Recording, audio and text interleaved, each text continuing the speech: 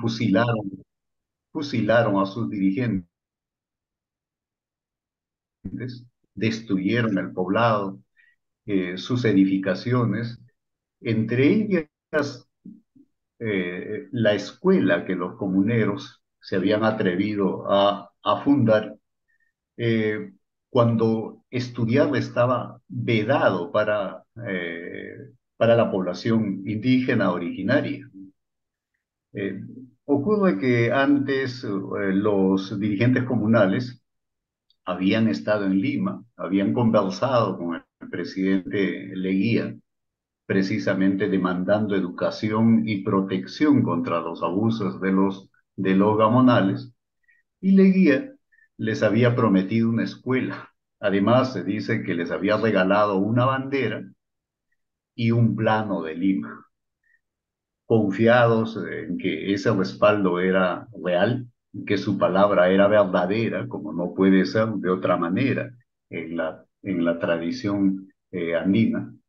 Los comuneros regresaron proponiendo y se propusieron hacer algo grande, ¿no? Emular a Lima, creando su PAU opuesto y complementario, habría que decir, en la, en las estructuras del imaginario andino, creando su par andino, al que justamente por esto llamaron Guanchu Lima, que concibieron como la semilla de un orden social justo, ese que es por el cual estaban luchando. Trazaron las calles, observando el plano recibido, edificaron la escuela, la pusieron a funcionar, y entonces es cuando apareció el Estado que siempre había sido lejano y ajeno. Apareció para mantener la dominación colonial, ahogando cruentamente los sueños de justicia de estos hermanos comuneros, y luego queriendo borrar la memoria de lo que había acontecido, eh, como si fuera posible condenarlos al olvido. Eh, por lo menos en la información oficial, en los textos de historia, no solían aparecer. Pero el legado de Guancho Lima ha rebrotado, claro, siempre, una y otra vez, en la insurgencia de los pueblos que han puesto en evidencia el carácter excluyente, corrupto, depredador de los que han controlado el Estado peruano desde su fundación hace 200 años, eh, cuando fue diseñado para favorecer los intereses de estos sectores en perjuicio de la mayoría con los que nunca sintieron solidaridad alguna. Ahora mismo, en esta coyuntura que ya lleva varios años, con varios presidentes presos, en fin, lo que tenemos es una suerte de vendetta desatada entre las mafias que controlan los poderes del Estado, con la anuencia, claro, de los poderes fácticos, que son los que finalmente deciden los desenlaces, ¿no? Y esto eh, es un síntoma, no obstante, de que eh, no tienen el control total, que éste se ha debilitado. Cuando es un axioma en la teoría política que cuando los sectores dominantes tienen que recurrir a la fuerza, esto paradójicamente, más que una señal de fortaleza, es una señal de debilidad. Quieren ciertamente el control total del Estado, ¿no? Han tomado el Ejecutivo, controlan el Congreso, la Fiscalía, el Tribunal Constitucional o todos los organismos que les ha sido posible controlar, la SUNEDU y la Defensoría del Pueblo, etcétera, ¿no?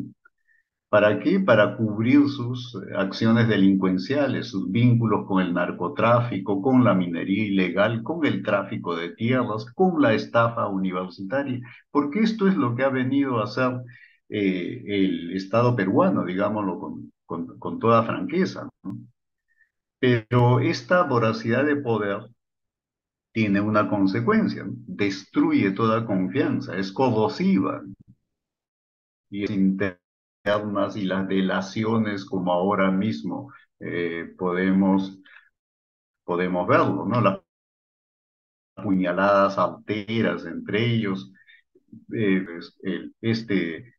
Olden, que a los 200 años de haberse fundado, de hecho se está cayendo, habría que decirlo literalmente, de podrido. El camino para reconstruir las bases de nuestra convivencia colectiva, entonces, lo está indicando el protagonismo de los pueblos originarios. De hecho, lo de Bagua, el año 2008, fue un punto de partida importante, ¿no? Fue un punto de quiebre, creo yo, y más recientemente los acontecimientos que están como telón de fondo de esta declaración en el sur andino. Este es el camino que abrieron antes los comuneros de Huancho Lima. Eh, Hemos llegado a los 200 años del Estado peruano, al bicentenario, coincidiendo con una pandemia, es decir, un fenómeno de alcance global que pone a la vista las fallas estructurales nuestras, pero al mismo tiempo, por su carácter global, también los del modo de vida que hoy es límites ya están a la vista. Llegamos entonces al bicentenario en estas condiciones, arrastramos una historia de exclusión, de humillación, de ninguneo, que en realidad remonta ya a 5 siglos, ¿no? El año 32, que está próximo, eh, hay allí una referencia de mayor alcance, sin duda, que la del bicentenario de la República, ¿no? Se van a cumplir 5 años del descalabro ocurrido en Cajamarca. A partir de ese momento, lo que hemos tenido es dispersión, desconcierto, porque se hizo del control del país, se hizo del control del poder político, una minoría, decíamos, que nunca eh, dio muestra alguna de solidaridad con las mayorías de origen indígena en el país, ¿no? En el mismo proceso de la independencia, documentos como la Carta a los Españoles Americanos de Vizcarro y Guzmán, por ejemplo, desde el título dejan notar aquello. Están dirigidos específicamente a un sector, ¿no? Excluyendo de entrada a estas mayorías a las que estamos haciendo referencia. Pero también es importante, creo, notar que nuestra historia, que es milenaria, hemos sido, somos asiento de una gran civilización, la civilización andina, ha sido una historia que ha conocido lapsos, momentos de dispersión y de unificación. Digamos que el primer gran momento de unificación de la gran diversidad desarrollada hasta ese momento podría haber sido el horizonte Chavín. De hecho, el término Chavín remite en quechua a la noción Chaupin, que es algo así como su centro, ¿no? Su centro articulador. Eh, Luego se vuelve a un momento de dispersión que dura algunos siglos para, eh, para que venga un proceso otra vez de rearticulación, el mundo Guaypiahuanaco, ¿no? Nuevamente un proceso de dispersión, otra vez un proceso de rearticulación, el último gran proceso de rearticulación que tuvo su centro, su chaupe articulador en el Cusco. Ahora vivimos 5 siglos de dispersión. Probablemente sea la etapa más larga de dispersión que hemos conocido en nuestra historia. Pero se entiende por qué. Porque esta vez la diversidad que hay que rearticular viene a ser mayor dada la irrupción de otras vertientes civilizatorias, empezando por aquella que desde entonces se constituyó hegemónica, que es la civilización occidental en su versión moderna. Pero también han venido otros componentes. de estos periodos de dispersión en un mundo, en una matriz civilizatoria que hizo del cultivo deliberado de la diversidad la fuente de su potencia, vienen a ser también paradójicamente momentos de empoderamiento, es decir, momentos de ganancia en diversidad, una vez que esta diversidad es rearticulada. Lo que está a la orden del día, por tanto, hace ya buen tiempo, después de haberse frustrado esa posibilidad eh, a fines del siglo XVIII con el gran movimiento de Tupac Amaru, lo que está a la orden del día, decíamos, es culminar este proceso de articulación o de rearticulación de lo diverso, que de hecho ya está ocurriendo abajo, digamos, en los espacios que el Estado no controla directamente.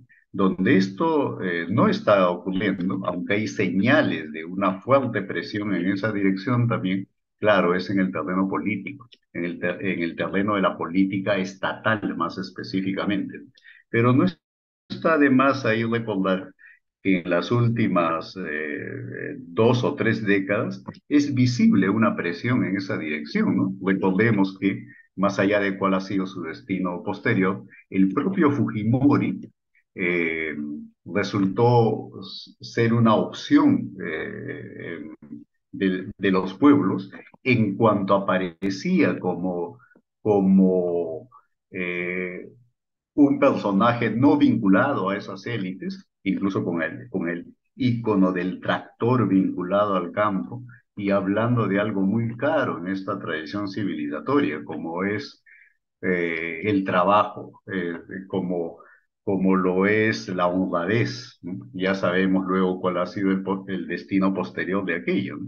Pero cuando cae Fujimori, el hecho de que un personaje como Toledo otra vez recibiera la confianza de la gente es igualmente sintomático. Toledo antes ya había eh, candidateado pero con el lema Fujimorismo sin Fujimori. Y eso no le, eh, no le consiguió ningún respaldo popular. Pero cuando aparece con la vincha y con toda la parafernalia que remitía al mundo andino, recordémoslo, probablemente obra de su esposa, que era antropóloga, el destino fue diferente. Pero ya sabemos también que pasó posteriormente y hoy está preso.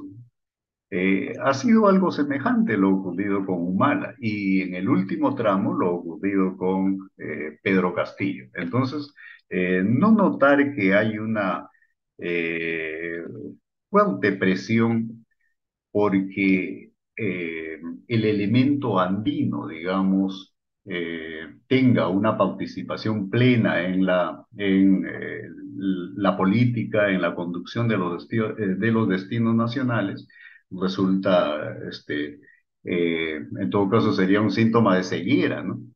Pero lo que tenemos entonces es un proceso de rearticulación obstruido por grupos de poder, decíamos, excluyentes, mafiosos, que han depredado el país, han desmantelado lo público, sencillamente porque nunca se identificaron con esta tierra, siempre han mantenido un núcleo colonial en su sensibilidad, ¿no? Nunca amaron esta tierra ni a los pueblos o a los seres que habitan esta tierra, ¿no?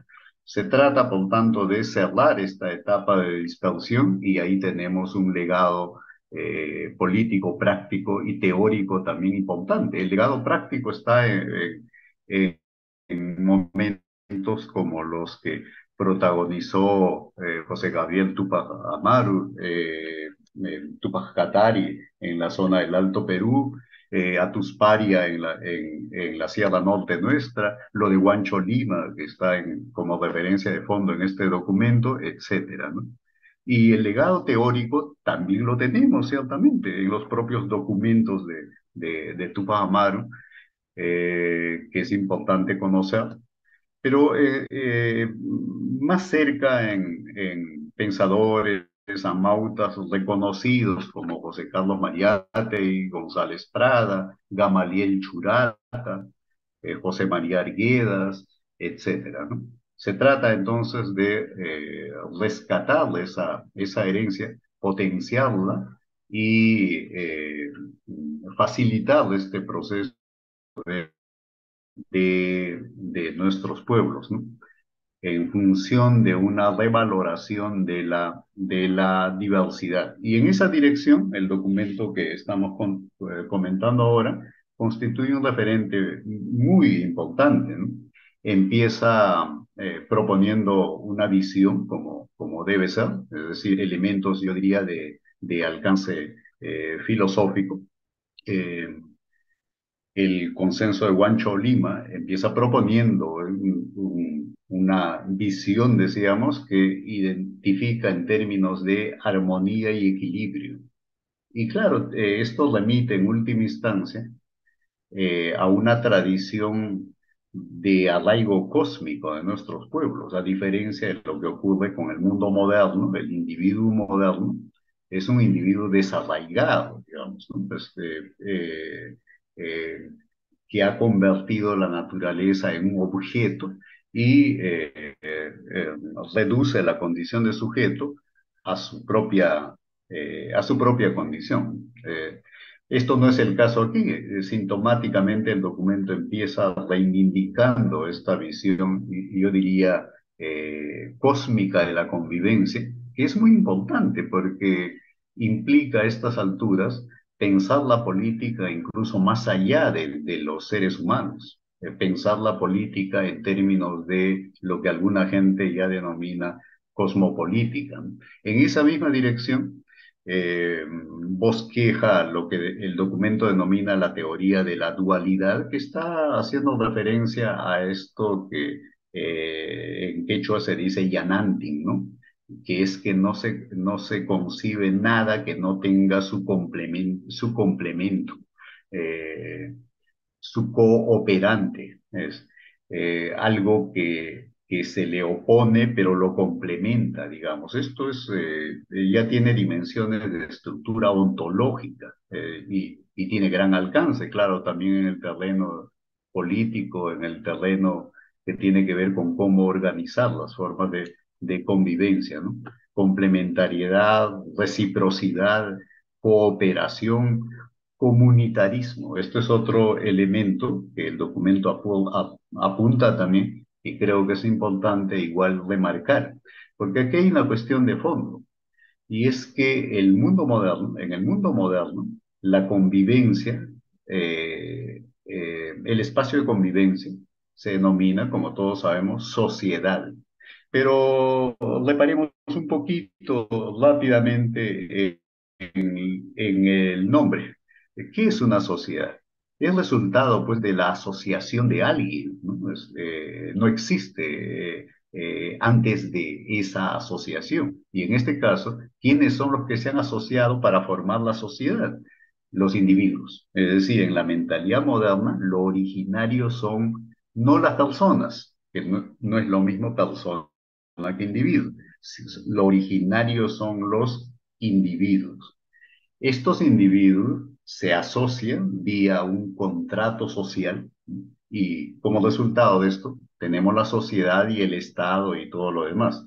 En una visión comunitaria esto no es así, esto hasta resultaría absurdo, es decir, a nadie se le ocurre que la comunidad pueda ser resultado de ningún contrato.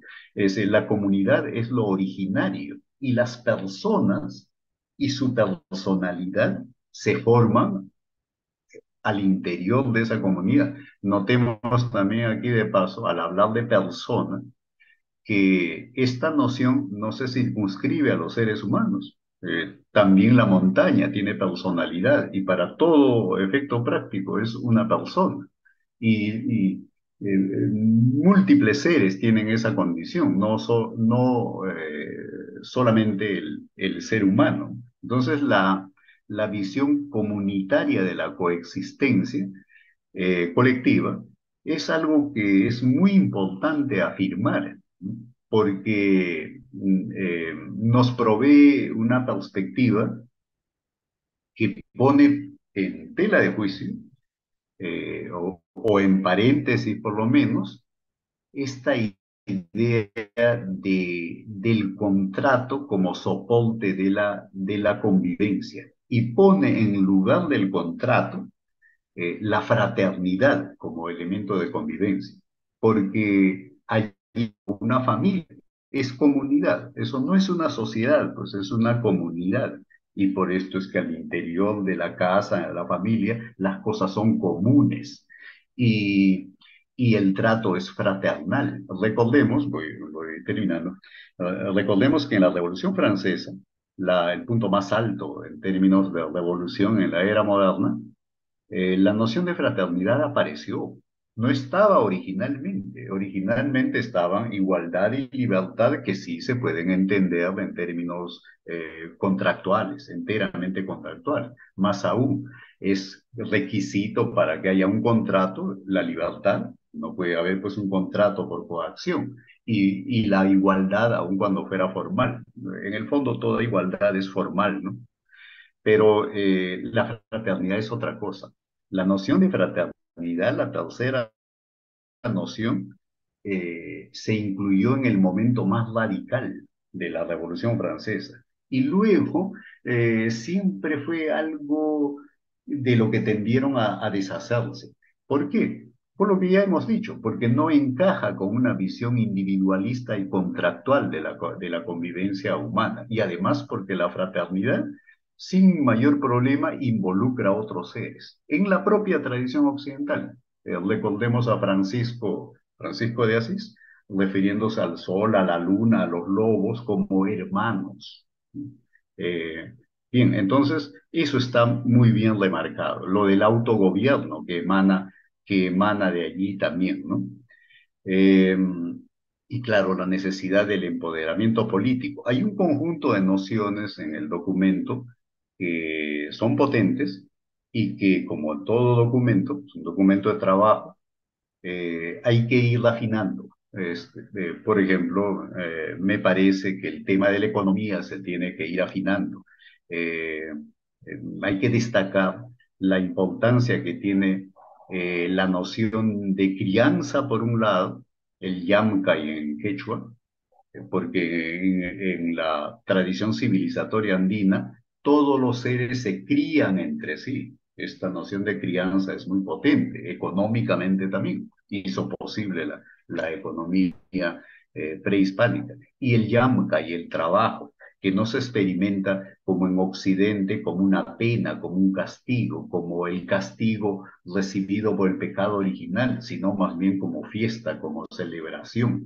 Eh, este es otro elemento potente también, ¿no? Y claro, lo que ya decía, las implicancias que tiene el Ayllu, la comunidad, eh, que no tiene una base contractual, tiene su base en el sentimiento de fraternidad e involucra a otros seres, porque por razones que el documento destaca muy bien también, hemos llegado a un punto en el que ya no podemos pensar la convivencia solamente teniendo como referencia a los seres humanos. Eso ya no da para más. Y en nuestra tradición tenemos elementos que dan para ese plus que es necesario instalar ahora, ¿no? Y también, claro, la lógica del poder, del ejercicio del poder o de esto que ahora se llama representación, que es clave en la política, ¿no? En las comunidades, en los ayllus, esto se sintetiza muy bien en el papel del cargullo, que literalmente sería el que tiene cargo. Pero el que tiene cargo, el cargullo, lo tiene clarísimo, como era en la democracia directa originaria también como un encargo, no como un privilegio, sino como un encargo. Y además, el papel del cargullo es movilizar todos los apoyos posibles eh, y redistribuir, claro, ¿no? Esta manera de ejercer el cargo, que los zapatistas han denominado bien mandar obedeciendo, es fundamental también remarcarlo, creo, y se complementa con otro elemento, es el elemento de la subsidiariedad, porque irradiaba hasta el nivel más alto, digamos, en los tiempos prehispánicos, hasta donde estaba el Inca. Y es muy probable que hayan habido incas también, y hasta es probable que se hayan llamado así igual en Huari y mucho antes, así como la estructura del Tahuantinsuyo también parece ser muy antigua. Pero bueno, ¿en qué sentido el cargo hasta arriba? Y es la fuente de la legitimidad. Lo que el Inca hacía era redistribuir y complementar, o sea, ejercer una función subsidiaria en aquello que a una, digamos, en una escala más reducida no se podía hacer. Los grandes caminos, las grandes obras de hidráulica, las grandes andenerías, etcétera. Para esto se requería mucho más y esa movilización venía desde arriba. Y todo lo demás, todo lo que abajo se podía hacer, se hacía abajo. Entonces el Estado cumplía esta función de subsidiariedad con respecto al ejercicio del poder en cada una de las comunidades. Creo que es importante remarcar aquello también. Y por último, lo menciono simplemente, eh, este es un documento que va, como ya no puede ser de otra manera ahora, o sí puede ser de otra manera, pero ha elegido una vía, que esto es la que se espera, ¿no? Me refiero a que va en un discurso argumentativo conceptual. Podrían haber otro tipo de discursos, como los que los zapatistas usan, más cercanos al mito, a la poesía, etcétera, que habría que hurgar también. Pero bueno, este va en formato argumentativo conceptual y está muy bien. Pero en ese caso hay que tener cuidado con los conceptos. Por ejemplo, no sé, al azar, ¿no? Conceptos como recurso. Esto de verlo todo como un recurso que termina mirando al hombre también como un recurso, es esencial en la lógica moderna y en su lógica de depredación. Y entonces nosotros no podemos emplearlo acríticamente. O en todo caso, si vamos a resemantizar ese concepto, hay que hacerlo notar, ¿no? Lo mismo con nociones como desarrollo, por ejemplo, ¿no? Progreso, que aparece igualmente en el documento.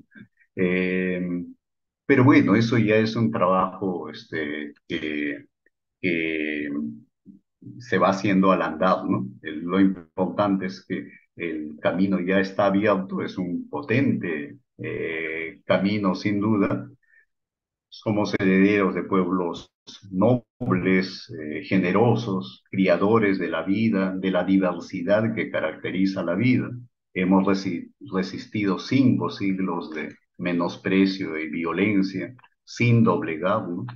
Y aquí estamos. Seguimos siendo, como decía Arguedas, ¿no? Tachkanirafni, seguimos siendo. Y somos cada día más, mucho más, muchos más. Este documento es una muestra de ello, ¿no? Entonces, felicito de corazón a los hermanos del sur que han aportado este valioso documento y a nosotros lo que nos corresponde es difundirlo, analizarlo, discutirlo por todas partes. Como se decía en otros contextos con otros documentos, lea y difunda. Esa debe ser nuestra consigna, ¿no? Muchas gracias.